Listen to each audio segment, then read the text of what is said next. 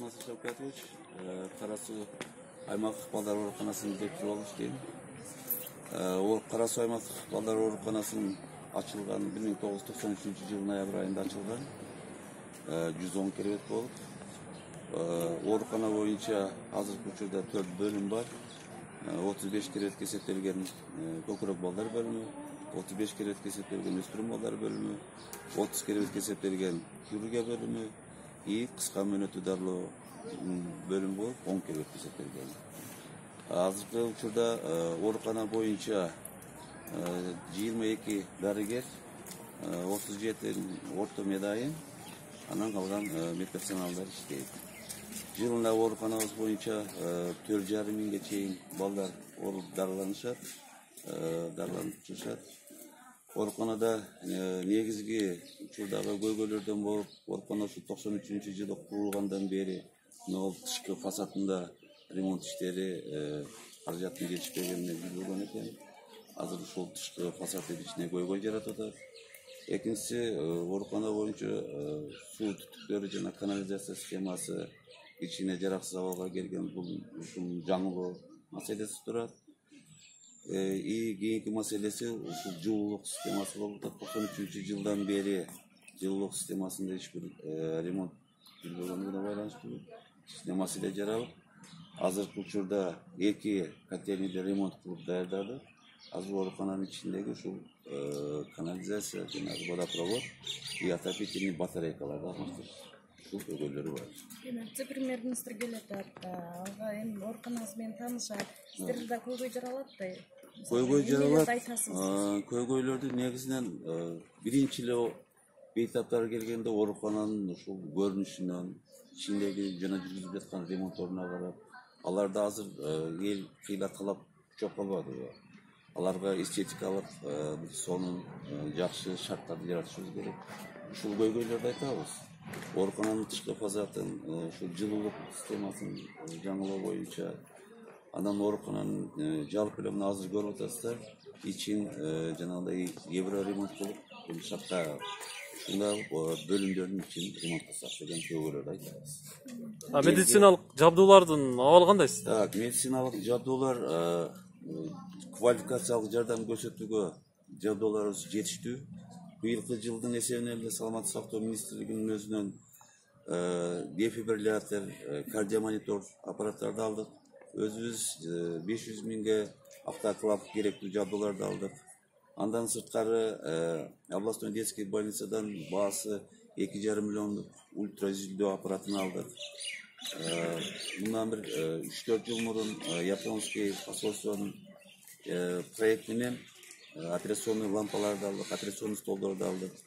Жардам көрсөтүүгө азыр жабдуулар жетиштүү. Менде бир суроо да, мамлекеттик төлөм бул жерде жаткан балдар үчүн канчадан, ошондон түшкөн каражат спецсчетто турабы, кандай кантип сарптайсыздар? Жалпы мамлекеттик жана кепилдик медико санитардык жардам көрсөтүүчү мамлекеттик кепилдик программа бар да, гарантия бар, гос гарантия бар. Ошонун негизинде 18-16 жашка чейинки балдар булар жана милдеттүү медициналык камсыздандыруудан өткөн болуп эсептелет. Ошол себептен 5 жашка чейинки балдар булар толук акы төлөбөй, акысыз дарыланышат. Анан кийин 16 жашка чейинки балдарды соматикалык бөлүмдөргө жата турган болсо 840 сом төлөйт, хирургиялык профилде жата турган болсо 1090 сом төлөйт. Саплатасы. Жалпы бюджетибиз 25 миллион болсо, анын жанагы саплатадан түшкөн акча бизде 1 миллион сом болот, 4% каптайт. Спецсчеттон 500 миңге түшөт, бул 2%. Жалпы каражат. Кадр маселесинде көйгөй жок. Кадр маселесинде кичине мына реаниматолог дарыгерлер боюнча маселе жаралып, жанагы маянанын аздыгынан дарыгерлер миграция болгон экен.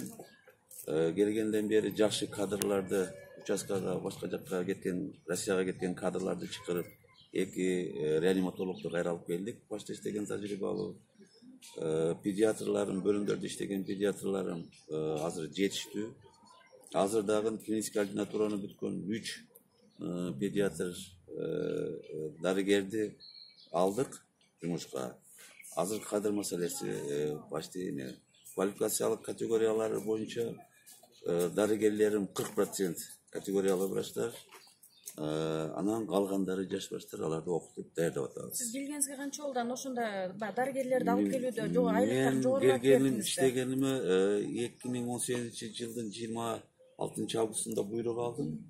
А так şu июль айдан бери, 3 айдан бери иштеп атам. Ошондо дарыгерлериңизди кайтарып, айлыктарын көбөйтүп бердиңизби? Жок, дарыгерлерди эми алардын патриоттук сезимин көтөрүп, Кара Суу райондук аймактык балдар ооруканасынын престижин көтөрөлүк, элге жардам берелик. Ар кимибиз өз камыбызды ойлоп эле ар жакта жүрө турган болсок, бул жерде ким иштейт деген ушул сезим менен эле чыгып келет. Анан ол июль айында балдар аймактык ооруканасы биринчи жолу жана фор программасы, жыйынтык негизинде каржылоо программасы боюнча биринчи абзордон өттүк. 671 бала алып туруп 850 миң акча таптык. Бул дагы айлыкка стимул болот. Дарыгерлерге бергенге ремонт иштерине жумшарына, медикамент алымына иштетебиз. Өзүңүз канча айлык аласыз? Анан кызматкерлериңиздин айлык акысы сизди канааттандырабы? Дарыгерлердин орточо айлык акысы 10.630. Мен эми азыр иштеген Как директор катары канча аласыз? Мен 1.25-тен 7,5 миң сом айлык алам. Фондко да акча аласыздар да сиздер, фондко дегениңиздер бар го, Фондко жок, андай деген нерсе акча албайт. Андай жок. Эгер болуп калса, факты болуп калса кандай жаза турасыз? Эгер факты болуп кала турган болсо, факты менен мен билбейм, фондко эми азыр коррупция, фонд тигиндей мындай деген нерселерди балдардан кандай деп айтат? Бирөөнүн бакытсыздыгынан өзүбүздү бакытсыз албайбыз деп коллективге айтып атат. Ооруп келген баладан ушунун ата энесинин акча алып ошо менен жашайм деген бул эми кимге туура келбесе керек. Рахмат сизге. Рахмат сизге. Бөлүмдө